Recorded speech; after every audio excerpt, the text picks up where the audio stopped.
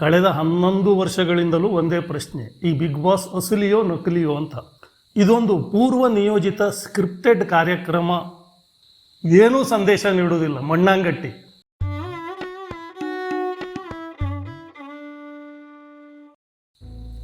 ನಮಸ್ಕಾರ, ನಾನು ರಮಾನಂದ ಇನ್ಕೈ. ಕನ್ನಡದ ಬಿಗ್ ಬಾಸ್ 11ನೇ ಸೀಸನ್ ಪ್ರಾರಂಭ ಆಗಿದೆ.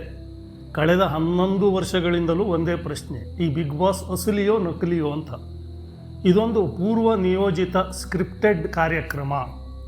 ಇಲ್ಲಿ ಫೈನಲ್ನಲ್ಲಿ ಏನು ವಿನ್ ಆಗ್ತಾರಲ್ಲ ಅವರನ್ನು ಮೊದಲಿಗೆ ಡಿಸೈಡ್ ಮಾಡ್ಕೊಳ್ತಾರೆ. ನಂತರ ಈ ಬಿಗ್ ಬಾಸ್ನ ವೋಟಿಂಗ್ ಇದೆಯಲ್ಲ, ಲಕ್ಷ ಲಕ್ಷ ವೋಟ್ ಆಗ್ತದೆ ಅಂತ, ಇದು ನಿಜಾನ ಸುಳ್ಳ? ಈ ವೋಟ್ ಹಾಕೋರು ಯಾರು? ಇನ್ನು ಈ ಬಿಗ್ ಬಾಸಿಗೆ ಸ್ಪರ್ಧಿಗಳನ್ನಾಗಿ ಆಯ್ಕೆ ಮಾಡ್ಕೊಳ್ತಾರಲ್ಲ, ಆಯ್ಕೆಗೆ ಮಾನದಂಡ ಏನು? ಅದಕ್ಕೇನು ಪ್ರತಿಭೆ ಇರಬೇಕಾಗ್ತದೆಯೋ, ಅಥವಾ ಸೋಷಿಯಲ್ ಮೀಡಿಯಾದಲ್ಲಿ ಅವರು ವೈರಲ್ ಆಗಿರಬೇಕಾಗ್ತದೆಯೋ, ಅಥವಾ ಯದ್ವಾ ತದ್ವಾ ಕೆಲಸಗಳನ್ನು ಮಾಡಿಕೊಂಡು ಕಾಂಟ್ರವರ್ಸಿಯಲ್ ಸಿಕ್ಕೊಂಡಿರಬೇಕಾಗ್ತದೆಯೋ? ಇದು ಒಂದು ಪ್ರಶ್ನೆ. ಇವೆಲ್ಲಕ್ಕಿಂತ ಮುಖ್ಯವಾಗಿ ಈ ಬಿಗ್ ಬಾಸ್ ಸಮಾಜಕ್ಕೆ ಏನು ಸಂದೇಶ ಕೊಡ್ತದೆ ಅನ್ನೋದು. ಈ ರೀತಿಯ ಪ್ರಶ್ನೆಗಳು ಪ್ರತಿ ಬಿಗ್ ಬಾಸ್ ಪ್ರಾರಂಭವಾದಾಗಲೂ ಶುರುವಾಗ್ತಾನೇ ಇರ್ತದೆ.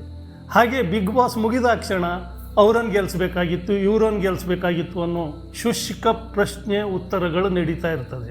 ಒಟ್ಟಿನಲ್ಲಿ ಈ ಬಿಗ್ ಬಾಸ್ ಎಂಬ ಅಪ್ಪಟ ವ್ಯಾಪಾರಿ ಕಾರ್ಯಕ್ರಮದಲ್ಲಿ ಜನಸಾಮಾನ್ಯರಿಗೆ ಒಂದು ಪೈಸೆ ಪ್ರಯೋಜನವೂ ಇಲ್ಲದೇ ಇದ್ದರೂ ಈ ರೀತಿ ಇನ್ವಾಲ್ವ್ ಆಗೋದು, ನಂತರ ಈ ರೀತಿ ಚರ್ಚೆಗಳನ್ನು ಮಾಡೋದಿದೆಯಲ್ಲ, ಅದು ಒಂದು ರೀತಿ ಅಚ್ಚರಿ ಅನ್ನಿಸ್ತದೆ.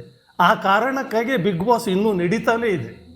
ಇದೊಂದು ಪೂರ್ವ ನಿಯೋಜಿತ ಸ್ಕ್ರಿಪ್ಟೆಡ್ ಕಾರ್ಯಕ್ರಮ ಅನ್ನುವುದು ಅತ್ಯಂತ ಹೆಚ್ಚು ಚರ್ಚೆಗೆ ಒಳಗಾಗ್ತಾ ಇರುವಂತಹ ವಿಷಯ. ಈ ವಿಷಯವಾಗಿ 2 ರೀತಿಯ ಅಭಿಪ್ರಾಯಗಳಿವೆ. ಒಂದು ಅಭಿಪ್ರಾಯದ ಪ್ರಕಾರ ಇದು 100% ಸ್ಕ್ರಿಪ್ಟೆಡ್ ಅಂತ. ಯಾಕಂದರೆ ಈ ಬಿಗ್ ಬಾಸಿಗೆ ಬರುವವರು ಬೇರೆ ಬೇರೆ ಕುಟುಂಬದ ಬೇರೆ ಬೇರೆ ಹಿನ್ನೆಲೆ ಉಳ್ಳವರು, ಕೆಲವರು ಅವ್ರನ್ನ ವೈಯಕ್ತಿಕವಾಗಿಯೂ ನೋಡಿರ್ತಾರೆ. ಇಂಥವರೆಲ್ಲ ಬಂದುಕೊಂಡು ಈ ಬಿಗ್ ಬಾಸ್ ಮನೆ ಸೇರಿದಾಕ್ಷಣ ಅಸಹಜವಾಗಿ, ಅಸಭ್ಯವಾಗಿ, ವಿಕ್ಷಿಪ್ತವಾಗಿ ವರ್ತನೆ ಮಾಡೋದು ನೋಡಿದರೆ ಅದು ಅವರು ಒರಿಜಿನಲ್ಲಾಗಿ ಮಾಡ್ತಾ ಇಲ್ಲ, ಅವ್ರಿಗೆ ಯಾರೋ ಮಾಡಿಸ್ತಾ ಇದ್ದಾರೆ ಅನ್ನೋ ಸಂಶಯ ಬರ್ತದೆ ಅಂತಾರೆ. ಈ ಬಿಗ್ ಬಾಸಿಗೆ ಹೋಗೋದು ತಮ್ಮ ಕನಸು ಅಂತ ಎಲ್ಲರೂ ಹೇಳೋದು ಕೇಳ್ತೇವೆ. ಯಾಕೆ ಕನಸು? ಬಿಗ್ ಬಾಸ್ ಒಂದು ದೊಡ್ಡ ವೇದಿಕೆ. ಇಲ್ಲಿ ಹೋಗಿ ನಮ್ಮನ್ನು ನಾವು ತೋರಿಸ್ಕೊಂಡು ನಮ್ಮ ಘನತೆಯನ್ನು, ನಮ್ಮ ವ್ಯಕ್ತಿತ್ವವನ್ನು, ನಮ್ಮ ಗೌರವವನ್ನು ತೋರಿಸ್ಕೊಳ್ಬೇಕು ಅಂತ ಹೋಗೋದಲ್ವ.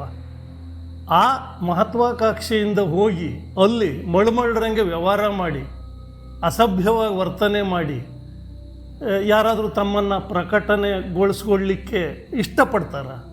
ಹಾಗಾಗಿ ಇದು ಸ್ಕ್ರಿಪ್ಟೆಡ್ ಇರಬೇಕು ಅಂತ.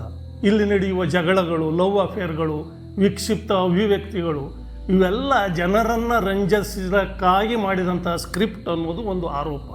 ಹಾಗಂತ ಇದಕ್ಕೆ ಯಾವ ಪುರಾವೆಗಳು ಇಲ್ಲ. ಯಾಕಂದರೆ ಬಿಗ್ ಬಾಸಿಂದ ಹೊರಬಂದಂಥ ಅಭ್ಯರ್ಥಿಗಳನ್ನು ಕೇಳಿದಾಗ ಇದನ್ನು ಸಾರಾಸಗಟಾಗಿ ಅಲ್ಲಗಳಿತಾರೆ. ಬಿಗ್ ಬಾಸ್ನಲ್ಲಿ ಅಭ್ಯರ್ಥಿಗಳಿಗೆ ಸಂಪೂರ್ಣ ಸ್ವಾತಂತ್ರ್ಯ ಇರುತ್ತದೆ ಅಂತ ಅವರು ಸಮರ್ಥಿಸಿಕೊಳ್ತಾರೆ. ಅದು ಅಲ್ಲದೆ ಬಿಗ್ ಬಾಸ್ 24 hours ಲೈವ್ ಪ್ರದರ್ಶನವೂ ಇರ್ತದೆ. ಹೀಗಿದ್ದಾಗ ಈ ರೀತಿ ಸ್ಕ್ರಿಪ್ಟೆಡ್ ಮಾಡಲಿಕ್ಕೆ ಸಾಧ್ಯವಾ? ಅದು ಜನರಿಗೆ ಗೊತ್ತಾಗೋಲ್ವಾ? ಜನರು ಮೂರ್ಖರ ಅನ್ನುವಂಥ ವಾದನೇ ಇದೆ. ಅದು ಏನೇ ಇರಲಿ, ಈ 2 ರೀತಿಯ ವಿಭಿನ್ನವಾದ ವಾದ ವಿವಾದಗಳ ಮೂಲಕವೇ ಬಿಗ್ ಬಾಸ್ ತನ್ನ ಜೀವಂತಿಕೆಯನ್ನು ಇಟ್ಕೊಂಡಿದೆ. ಇನ್ನು ಬಿಗ್ ಬಾಸಿನ ವೋಟಿಂಗ್ ವಿಚಾರ, 10 ನಿಮಿಷ 15 ನಿಮಿಷದಲ್ಲಿ 1 ಲಕ್ಷ 2 ಲಕ್ಷ 3 ಲಕ್ಷ ವೋಟಿಂಗ್ ಆಗಿದೆ ಅಂತ ಹೇಳ್ತಾರೆ. ಇದು ನಿಜಾನ? ಯಾರು ವೋಟ್ ಮಾಡೋರು? ಜನರಿಗೆ ಬೇರೆ ಕೆಲಸನೇ ಇಲ್ವಾ ಅನ್ನುವಂಥ ಪ್ರಶ್ನೆ ಉದ್ಭವಿಸುವುದು ಸಹಜ. ಆದರೆ ಇನ್ನೊಂದು ಆ್ಯಂಗಲ್ನಲ್ಲಿ ಯೋಚನೆ ಮಾಡ್ತಾ ಇದ್ದಾಗ, ಒಂದು ಚಾನಲ್ನವ್ರು ಈ ರೀತಿ ಸುಳ್ಳು ಲೆಕ್ಕಗಳನ್ನು ಕೊಡ್ತಾ ಹೋದರೆ ಆ ಕಾರ್ಯಕ್ರಮ ಎಷ್ಟು ದಿವಸಕ್ಕೆ ನಡೀಲಿಕ್ಕೆ ಸಾಧ್ಯ? 11 ವರ್ಷಗಳಿಂದ ಬಿಗ್ ಬಾಸ್ ಯಶಸ್ವಿಯಾಗಿ ನಡೀತಾ ಬರ್ತಾ ಇದೆ ಅಂದರೆ ಅಲ್ಲೇನೋ ಸತ್ಯ ಇರಬೇಕು ಅಂತ. ಮತ್ತು ಈ ವಿಚಾರದಲ್ಲಿ ಜನ ಕೂಡ ತುಂಬ ಅಲರ್ಟ್ ಇರ್ತಾರೆ. ಅವ್ರಿಗೇನಾದ್ರು ಅನುಮಾನ ಬಂದರೆ ಕಾರ್ಯಕ್ರಮವನ್ನು ಬಹಿಷ್ಕಾರ ಮಾಡಿಬಿಡ್ತಾರೆ. ಈ ಬಿಗ್ ಬಾಸ್ ಫ್ಯಾನ್ಸು ಮತ್ತು ಈ ಸೆಲಿಬ್ರಿಟಿಗಳ ಫ್ಯಾನ್ಸ್ ಇದ್ದಾರಲ್ಲ, ಅವೆಲ್ಲ ಒಂದೇ ಮೆಂಟಾಲಿಟಿ ಅವರು. ಈ ಸೆಲಿಬ್ರಿಟಿಗಳ ಫ್ಯಾನ್ಸನ್ನು ಕೂಡ ನೀವು ನೋಡಿದ್ದೀರಿ. ಹಾಗಾಗಿ ಇಲ್ಲಿ ಸತ್ಯಾಸತ್ಯತೆಯನ್ನು ಸಸಿಯುವುದು ಕಷ್ಟ. ಯಾಕಂದರೆ ಚಾನಲ್ನವ್ರು ಕೇಳಿದರೆ ಅವ್ರು ಏನೂ ಸತ್ಯ ಹೇಳೋದಿಲ್ಲ. ಇನ್ನು ಮತ ಹಾಕಿದ ವ್ಯಕ್ತಿಗಳೇ ಈ ಸತ್ಯವನ್ನು ಹೇಳಬೇಕು. ಇನ್ನು ಬಿಗ್ ಬಾಸ್ನಲ್ಲಿ ಪ್ರತಿ ವರ್ಷ ಫೈನಲ್ಲಿಗೆ ಹೋಗಿ ಒಬ್ಬರು ಗೆಲ್ತಾರೆ. ಈ ಅಭ್ಯರ್ಥಿಯನ್ನು ಗೆಲ್ಲಿಸುವವರು ಯಾರು? ಜನಸಾಮಾನ್ಯರ ಅಥವಾ ಚಾನಲ್ನವರ? ಈ ಗೆಲುವು ಪೂರ್ವ ನಿಯೋಜಿತವಾಗಿಯೇ ಸಿದ್ಧವಾಗಿರ್ತದೆಯಾ? ಇದು ಕೂಡ ತುಂಬ ಚರ್ಚಿತವಾಗುವಂಥ ವಿಷಯ. ಆದರೆ ಇಲ್ಲೊಂದು ಗಮನಿಸಬೇಕು, ಈ ಬಿಗ್ ಬಾಸ್ ವೀಕ್ಷಕರಲ್ಲಿ ಎರಡು ತರಹ ಇರ್ತದೆ. ಒಂದು ಮಹಾ ಸಮುದಾಯ, ಇನ್ನೊಂದು ಸೀಮಿತವಾದಂಥ ವೀಕ್ಷಕರ ಸಂಖ್ಯೆ. ಈ ಸೀಮಿತವಾಗಿ ಇರುವಂಥ ವೀಕ್ಷಕರಿಗೆ ಹಲವಷ್ಟು ಪ್ರಶ್ನೆಗಳಿವೆ. ಇಂಥ ಪ್ರಶ್ನೆಗಳೆಲ್ಲ ಹುಟ್ಟುಕೊಳ್ತವೆ, ಇದು ರಿಯಲ್ಲ ಸುಳ್ಳ ಇಂಥದ್ದೆಲ್ಲ. ಇವರಿಗೆ ಮಾಸ್ ಸೈಕಾಲಜಿ ಗೊತ್ತಿರೋದಿಲ್ಲ. ಇವರ ಅಭಿರುಚಿಯೇ ಬೇರೆ, ಅವರ ಅಭಿರುಚಿಯೇ ಬೇರೆ. ಅಸಹಜತೆ, ಹಾಸ್ಯ, ಅಸಂಗತತೆ ಇಂಥದ್ದನ್ನ ಈ ಮಾಸು ಹೆಚ್ಚು ಒಪ್ತಾ ಹೋಗ್ತದೆ. ಹಾಗಾಗಿ ಈಗ ಪ್ರತಿಯೊಬ್ಬರೂ ಕೂಡ ತಮ್ಮ ತಮ್ಮ ಅಭಿರುಚಿಯ ಮೇಲೆ ಇಂಥವ್ರು ಗೆಲ್ಬೋದು ಅಂತ ಒಂದು ಪ್ರೆಡಿಕ್ಟ್ ಮಾಡಿರ್ತಾರೆ. ಆದರೆ ಕೊನೆಯಲ್ಲಿ ಬಿಗ್ ಬಾಸ್ ನೋಡಿದಾಗ ಇದೆಲ್ಲ ತಲೆ ಕೆಳಗಾಗೋಗ್ತದೆ. ಆಗ ಇಂತಹ ಪ್ರಶ್ನೆಗಳೆಲ್ಲ ಉದ್ಭವ ಆಗ್ತದೆ. ಇದೊಂದು ಸೂಕ್ಷ್ಮವಾದ ವಿಚಾರ. ಆದರೂ ಕೂಡ ಇದು ಮೊದಲೇ ನಿರ್ಧಾರವಾಗುತ್ತಾ ಅನ್ನುವುದಕ್ಕೆ ಇನ್ನೊಂದು ಸ್ಪಷ್ಟವಾದಂಥ ಒಂದು ಉದಾಹರಣೆ ಇದೆ. ಯಾಕಂದರೆ ಕಳೆದ 11 ಸೀಸನ್ನಿಂದ 10 ಸೀಸನ್ನಿಂದ ಒಬ್ಬೊಬ್ಬರು ಪ್ರಥಮ ಬರ್ತಾನೇ ಇದ್ದಾರೆ. ಅವರೆಲ್ಲ ಏನಾದರೂ ಈಗ ಬಿಗ್ ಬಾಸ್ ಅಂತ ಇಷ್ಟು ದೊಡ್ಡ ವೇದಿಕೆಯಲ್ಲಿ ಅಷ್ಟೊಂದು ಪ್ರತಿಭಾವಂತರಾಗಿ ಹೊರ ಬಂದಿದ್ದೇ ಹೋದಾದರೆ ಅವರಲ್ಲಿ 4-6 ಜನರು ಇವತ್ತು ಕನ್ನಡದಲ್ಲಿ ಬಹುದೊಡ್ಡ ಸಾಧನೆಯ ಹಂತದಲ್ಲಿರಬೇಕಾಗಿತ್ತಲ್ಲ. ಹಾಗಾಗಿ ಇಂಥ ಹಲವು ಪ್ರಶ್ನೆಗಳು ಉದ್ಭವ ಆಗಿಬಿಡ್ತದೆ. ಇಂಥ ಪ್ರಶ್ನೆಗಳ ಗೋಜಲಾಟಕ್ಕೆ ನಾವು ಹೋಗದೇನೆ ಒಂದು ಸರಳವಾದ ಸತ್ಯವನ್ನು ಅರ್ಥಕೊಳ್ಬೇಕು. ಬಿಗ್ ಬಾಸ್ ಇದೆಯಲ್ಲ, ಬಹುಜನರ ನಿರೀಕ್ಷೆಯನ್ನು ಹುಸಿಗೊಳಿಸುತ್ತಾ ಹೋಗುವುದೇ ಬಿಗ್ ಬಾಸ್ ಪಾಲಿಸಿ. ಕನ್ನಡದ ಬಿಗ್ ಬಾಸ್ನಲ್ಲಿ ಎಲ್ಲರೂ ಒಪ್ಪತಕ್ಕಂತಹ ಮುದಗೊಳ್ಳಬಹುದಾದಂಥ ಒಂದೇ ಒಂದು ಸಂಗತಿ ಅಂದರೆ ಕಿಚ್ಚ ಸುದೀಪ್ ಅವರ ನಿರ್ವಹಣೆ, ಅವರ ಪರ್ಸ್ನಾಲಿಟಿ, ಅವರ ಗಾಂಭೀರ್ಯ, ತಿಳಿ ಹಾಸ್ಯ, ಅವರ ಶೈಲಿ, ಇದೆಲ್ಲ ಎಲ್ಲರಿಗೂ ಆಪ್ತವಾಗುವಂಥದ್ದು. ಅದ್ಭುತ ನಿರ್ವಾಹಕ ಬಿಡಿ.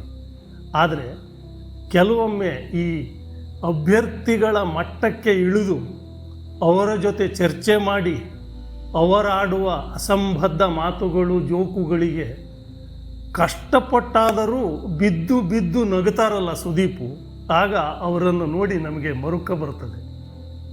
ಹಾಗಂತ ಈ ಕಾರಣಕ್ಕಾಗಿ ಅವರು ಶ್ರೇಷ್ಠ ನಿರ್ವಾಹಕರಾಗಿದ್ದು ಕೂಡ.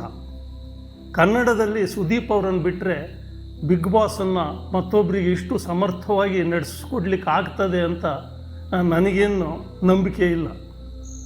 ನಿಜವಾದ ಕನ್ನಡದ ಬಿಗ್ ಬಾಸ್ ಅಂದರೆ ಸುದೀಪ್. ಕೊನೆಯದಾಗಿ ಮತ್ತು ಬಹು ಮುಖ್ಯವಾದ ವಿಚಾರ ಅಂದರೆ ಈ ಬಿಗ್ ಬಾಸ್ ಸಮಾಜಕ್ಕೆ ಏನು ಸಂದೇಶ ನೀಡ್ತದೆ ಅನ್ನೋದು. ಏನೂ ಸಂದೇಶ ನೀಡೋದಿಲ್ಲ, ಮಣ್ಣಾಂಗಟ್ಟಿ. 3 ತಿಂಗಳ ವ್ಯಾಪಾರ ಮಾಡ್ಕೊಂಡು ಅವ್ರು ದುಡ್ಡು ಮಾಡ್ಕೊಂಡು ಹೋಗ್ತಾರೆ. ಇಲ್ಲಿ ವೀಕ್ಷಕರು ತಮ್ಮ ಒಳಗೆ ಚರ್ಚೆ ಮಾಡ್ಕೋತ, ವಾದ ಮಾಡ್ಕೋತ, ವಿವಾದ ಮಾಡ್ಕೋತ ಮುಂದಿನ ಸೀಸನ್ನಿಗಾಗಿ ಕಾಯ್ತಾ ಇರ್ತಾರೆ. ಆದರೆ ಒಂದು ಗಮನಿಸಬೇಕಾದಂಥ ಅಂಶ ಏನಂದರೆ, ವ್ಯಕ್ತಿವಾದದ ಹಿನ್ನೆಲೆಯಲ್ಲಿ ಅವಿಭಕ್ತ ಕುಟುಂಬಗಳೆಲ್ಲ ನಾಶ ಆಗ್ತಾ ಹೋಗಿ ಕೊನೆಗೆ ಪುಟ್ಟ ಪುಟ್ಟ ಕುಟುಂಬಗಳಾಗಿ ಅಲ್ಲೂ ಕೂಡ ಬದುಕಲಿಕ್ಕಾಗದೆ ಹೋದಂಥ ಪರಿಸ್ಥಿತಿ ನಿರ್ಮಾಣ ಮಾಡಿಕೊಂಡು ಈಗಂತೂ ಗಂಡ ಹೆಂಡತಿ ಒಟ್ಟಿಗೆ ಬದುಕಲಾಗದಂಥ ಒಂದು ಮನೋಭಾವ ಸ್ಥಿತಿಯಲ್ಲಿರುವ ನಾವು ಈ ಬಿಗ್ ಬಾಸ್ ಎಂಬ ಮಹಾ ಕುಟುಂಬದಲ್ಲಿ ಏನೋ ಕಲಿತೇವೆ, ಏನೋ ಬದಲಾಗ್ತೇವೆ ಅಂತಾರಲ್ಲ, ಅದು ವರ್ತಮಾನದ ಬಹುದೊಡ್ಡ ವ್ಯಂಗ್ಯ ಅಲ್ವಾ? ಆದ್ದರಿಂದ ನೀವು ಈ ಬಿಗ್ ಬಾಸ್ ಬಗ್ಗೆ ಅಷ್ಟೆಲ್ಲ ಸೀರಿಯಸ್ಸಾಗಿ ಯೋಚನೆ ಮಾಡಲಿಕ್ಕೆ ಹೋಗಬೇಡಿ. ನೀವು ಈಗ ಮಾಡಲೇಬೇಕಾದ ಒಂದು ಕೆಲಸ ಇದೆ. ಅದೇನೆಂದರೆ, ನಮ್ಮ ಐನ್ಕೈ ವಿಷನ್ಗೆ ಸಬ್ಸ್ಕ್ರೈಬ್ ಮಾಡಿ, ಶೇರ್ ಮಾಡಿ, ಲೈಕ್ ಮಾಡಿ, ಕಾಮೆಂಟ್ ಹಾಕಿ. ನಮಸ್ಕಾರ.